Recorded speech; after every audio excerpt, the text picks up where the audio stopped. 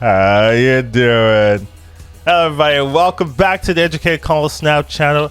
Today we're going to be doing our Spotlight tier list for October.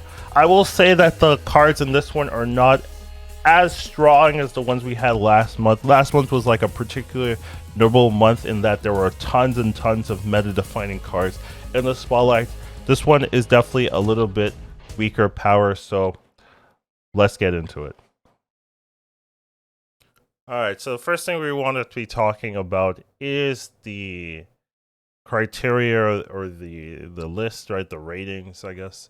So S tier, no brainer. Everyone should be interested. There was a lot of S tier spotlights last month. There's not going to be the same this month. There was a lot of really good cards that were really important. I think that made sense in the context of last month, right? If you didn't get a lot of these cards, you were probably suffering. I would say this month is pretty tame comparative to last month. I think any month would be tame comparative. We do have a couple of good options, but A tier, very good. That's usually like the standard, right? Like, oh, if it's A tier and you're missing all these cards, you should get it. B tier is pretty good if you like one of the available cards. So B tier, S to B is really where I'm like, all right, you're good to go. C tier, not really recommended. This is more of a spotlight tier list that you care a little bit about progression. And D tier is pretty much only spotlights, whale territory. You don't really care about. You have all the cards, you just want the spotlights. That's really where D and below would be. But you're really just looking for A, B. That's really, if you're a progression focused player, a new player, that's really where you want to be sticking towards. So first week, we do have the huge week of Thanos X-23 Echo. My overall sentiment, something nice I want to say that I've added is that we've added the series for every card now. We have the information. I've been looking for it, found it consistently here. So every card is going to have the series next to it on top in the Spotlight variant. So you can quickly look, say, hell, this is a series 3, this is a series 4. I mean, series 4, series 5. But here, X-23 and Thanos are really what you want to be looking out for here in this particular section. I will say that Thanos and X-23 aren't necessarily super dominant right now. X-23, I would say, is actually a little bit better than Thanos right now. Thanos got nerfed with the Soul Stone, and it really hasn't seen that much play since. It's still there in niche builds or builds that you make yourself, but generally as a meta suggestion, I wouldn't say Thanos is that high in the priority. So, and the issue with really saying, oh, X-23 is pretty good, you want to get, is that there is another spotlight coming out in a couple months that also has X-23, and I would say the choices next to that is a little bit better. So I wouldn't focus your resources on this particular spotlight if what you're looking for is X-23. I would say just wait and get save your spotlights for the next X-23 one coming up, which I think is next to much better cards. And then Echo is really not seeing that much play right now. Echo would do well if it was an ongoing meta. And right now we haven't really seen a big ongoing meta in essence. There's really been Loki, there's really been Elias. These things are just on reveal. And even then, right, you don't see that much Cosmo, surprisingly, right? But it's just like Echo not really in the meta right now, so I wouldn't necessarily focus all your resources on getting Echo when you could be spending your resources on something else, and then maybe when it makes sense to get Echo, maybe get it through tokens or something like that. So you need to be able to pick up Thanos X-23 in this spotlight to really justify it, but overall, even then, you have to really like those cards to say, oh, this is a good deal. Next up, we have Man-Thing Silver Samurai Lee Death Strike. So when I made I made like a look into this month early on, like much later, and Man-Thing was the one that jumped out to me as, oh, this is the one I'd probably be focusing on.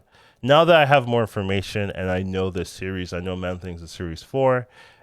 It's a lot easier to say, oh, this isn't necessarily as good as I thought. So Man-Thing being a series 4 means that I do want to get this card, right? Like, so I would I would focus on getting this, but I would get it with tokens. I wouldn't spend your spotlights on this. Silver Samurai, Lady Deathstrike aren't necessarily seeing that much play right now. So Silver Samurai, it's not a bad card. Like they're both not bad cards, but they're just not like reliably in the meta, I would say. So it doesn't feel that good to me to recommend this particular spotlight when you're going to be getting cards that aren't really part of the meta, really part of something that you can build a deck and feel good about instantly. So I do think Man Thing is a card you want to be getting, but it is a Series 4 card. It's the only Series 4 this month.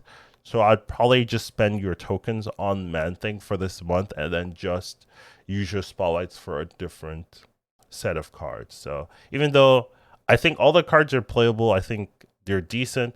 I would say Silver Samurai, Deathstrike are not in the meta, and then Man Thing is a Series 4. So even though I do want to get it, I would just use tokens and not use your spotlight. So that's my thoughts here. The cards aren't bad, but with the information we have, I think it's not the best decision.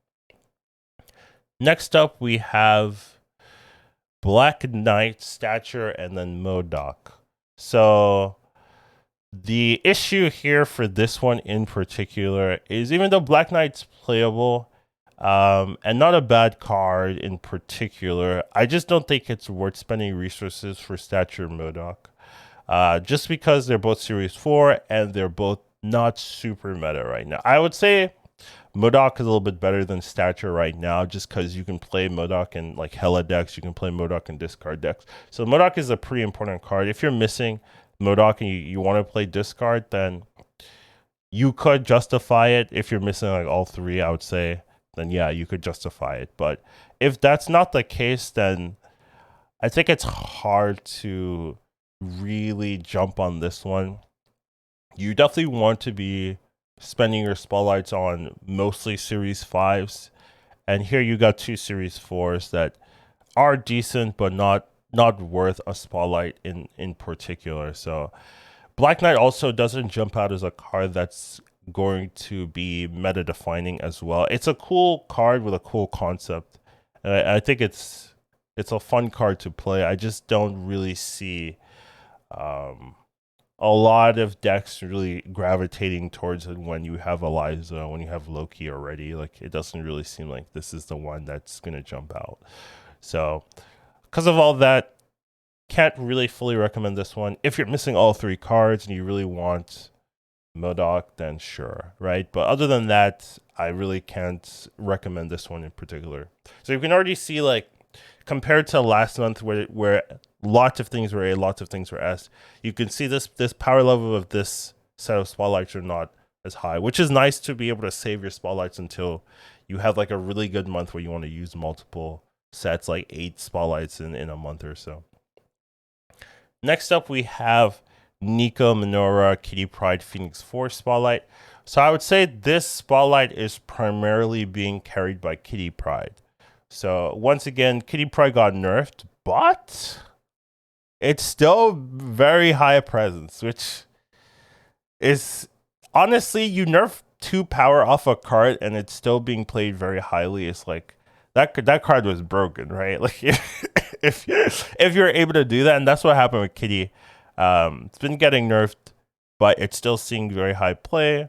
And if you don't have Kitty, I still think you probably want Kitty still. At some point, there's going to be decks that use it. It's really good in Elsa decks right now already. So Kitty Pryde's pretty much carrying this. The issues, like most players are going to have Kitty Pryde. And if you have Kitty Pryde already, then this spotlight is not very good. So Nico Minoru is a cool card, cool concept. Don't know how meta defining it's going to be, so it's hard to really justify that as going it. The one caveat is, like, I'll say the variants are cool. So definitely I've been like picking one spotlight and being like, hey, the variants are cool. And it seems like a lot of people do gravitate towards some particular spotlights. Like the art is better. Like, you know, it's subjective, but a lot of people agree. It's hard to be like, oh yeah, it's not better. And I do think the Nico, the variant, and the Kitty Pryde variant are pretty cool. Phoenix Force, not the biggest fan, but I do think the others are pretty cool. So if you're picking this particular spotlight because you like the variants. I'm like, yeah, I get it. That's my personal take.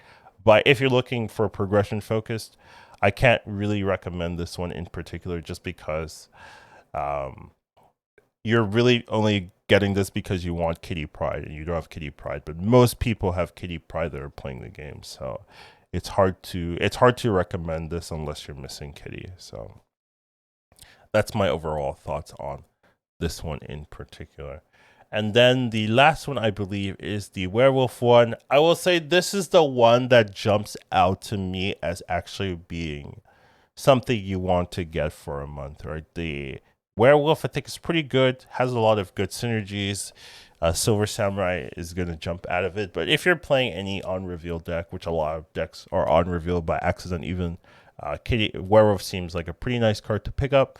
Then you have Silk and Ghost Spider, which see play, right? They're not super high presence or crazy, right? Like, it's not like Loki's in this, but they do see play. So, and a lot of any decks I make, right? There's a lot of comments like, hey, I don't have Silk, right? So a lot of people are missing Silk, and Werewolf's a card that makes a lot of sense. And Ghost Spider also sees some play, especially with Elsa. It's being played in those type of deck lists as well. So all these cards see play. They're part of the meta, and they're all Series 5, and Werewolf by Night is a card you want to be getting. So it just makes sense that this is the one you'd gravitate towards. I do think most people are not going to have not going to need all three. But if you're needing two, I think that's decent. If you're only missing Werewolf by Night, then it's a little bit harder to justify. And I would say that even if you have like the resources for this is a month you can fully skip, in my honest opinion. I don't think you're going to be crying because you don't have Werewolf by Night, or you're going to be crying. Like, Man Thing you can get with tokens at any point, right? Because it's a Series 4, so it's not like locked behind a spotlight, you just need tokens, right? So you can always get Man Thing if you wanted, right? But Werewolf by Night's still like the one where you're like, ooh, do I really want it? And I would say, like, if you're not like a Silver Samurai player, not a Silver Surfer player, if you're not like a big on reveal focused player, like, you don't really need to get this. And then with that in mind, like, you don't really need anything in here, right? Nico is cool concept, don't know meta defining. Black Knight's cool concept, don't know meta defining. Man Thing you can get, right? So that one I'm leaving out. And then Thanos X23 right now isn't that important to the meta. So I would say this is maybe, it's fine, and I think this is good, right? You don't necessarily need to have meta breaking cards every single month, right? Like, we've just had a month of Loki Eliath, right? And we don't want every single month to be like, oh, you gotta get the new card, otherwise you're screwed. So I'm fine with there being a weaker one. The cards are interesting. They're not like, oh, you need these to win, essentially, right? Like, oh, you auto win with Eliath if you're winning on turn 6. Like, we don't need that level card. So I think it's fine if you want to save your resources for this particular month. I think that's fine. But if you don't, we do have a couple good ones. Werewolf by Night being the one that jumps out to me. But if you're missing Kitty, definitely get that. And if you like discard decks, right, Modok is perfectly fine, though you could get it with tokens, right? So all the Series 4s, the current kind of consensus is if you're a Series 4 card, you want to be getting it with tokens. If you can, right, preferably, and if you have the tokens. Because essentially in the Spotlight system, Series 4s and Series 5s have like the same weight, the same value. Mostly, you could argue that it's a little bit less because the random Series 4 or Series 5s are weighted a little bit higher to Series 4 cards than Series 5s. But in terms of like cards that you're going to be guaranteed, right? The difference between getting the Black Knight in a Spotlight is the exact same chance you're going to get a Stature, like as the first roll. Same thing, second rolls, same exact chance. So they don't have any priorities where like there's a higher chance to get the Stature or Modok first. There's nothing like that. So with that in mind, it just makes sense to save your resources on Series 5s and the Spotlight since there's the same value as Series 4s, where Series 4s and tokens is half off. So you can get 2 Series 4s where you're getting a Series 5. So Spotlights like these are just not going to be as high as a priority because you're essentially just losing on the Series 5s. So with all that in mind, like it's hard to really say, oh, all any of these are that crazy.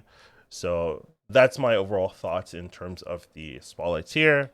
You can get this one, the one that jumps out is Werewolf, but other than that, you can skip them all. That's also fine. Just get Man Thing.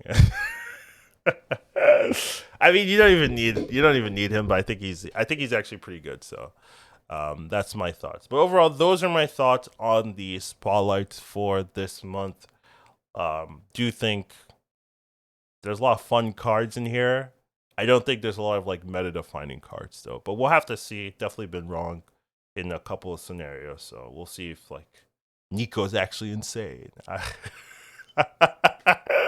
I mean, maybe it's possible, but yeah. Anyways, that's all I got. Hope you guys enjoy. Take care of yourselves and have a wonderful rest of your day. Educated Colin Snap. Once you watch him, you won't go back. He'll teach you to marvel snap. Your skills will be